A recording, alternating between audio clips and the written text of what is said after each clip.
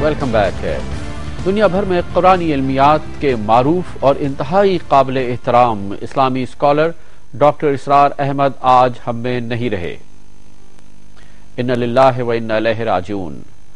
Doctor صاحب دل کے دورے کے نتیجے میں آج صبح لاہور میں خالق حقیقی سے جا ملے۔ تقریباً 40 سال تک ڈاکٹر اسرار نے قرآن پاک کی سہل اور عام فہم تفسیر سے کروڑوں مسلمانوں کے دلوں کو گرمایا۔ ڈاکٹر صاحب نے انجمن خدام القرآن قائم کی، جس نے قرآنی تعلیمات کی پرزور تشریح کی اور دسیوں ہزاروں لوگوں کی زندگی میں اصلاح آئی۔ زمانہ طالب علمی میں ڈاکٹر اسرار احمد نے اسلامی جمعیت طلبہ کی بنیاد ڈالی اور بعد میں جماعت اسلامی سے کچھ عرصے تک منسلک رہے۔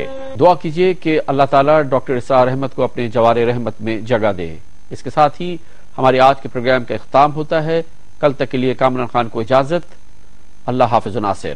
یہ حضرت عبداللہ ابن مسعود سے رضی اللہ تعالی عنہ، یہ بھی مسلم شریف کی روایت ہے۔ حضور فرماتے ہیں ما بعث اللہ من نبی فی امتہ قبلی الا کان لہ حواریون و اصحاب۔ اللہ نے مجھ سے پہلے کسی بھی امت میں کسی نبی کو نہیں بھیجا مگر اس کے کچھ نہ کچھ حواری، کچھ نہ کچھ اصحاب تو ہوتے تھے نا، 2 ہوں، 4 ہوں، 10 ہوں، 12 ہوں۔ حضرت عیسیٰ کے حواری 12 تھے، ایمان لانے والے کل کہتے ہیں 72 تھے۔ بہرحال کچھ نہ کچھ ساتھی، حواریون و اصحاب یاخذون بسنتہ ویقتدون بامرہ۔ وہ کیا کرتے تھے؟ وہ حواری اور صحابہ اپنے نبی کی سنت کو مضبوطی سے پکڑ لیتے تھے اور انہی کے احکام کی پیروی کرتے تھے۔ یقتدون بامرہ، اقتداء کرتے تھے، پیروی کرتے تھے۔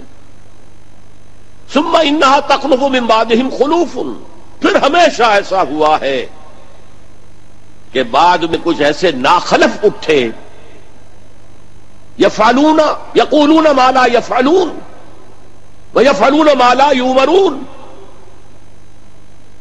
کہ وہ کہتے وہ تھے جو کرتے نہیں تھے اور کرتے وہ تھے جس کا حکم ہی نہیں ہوا۔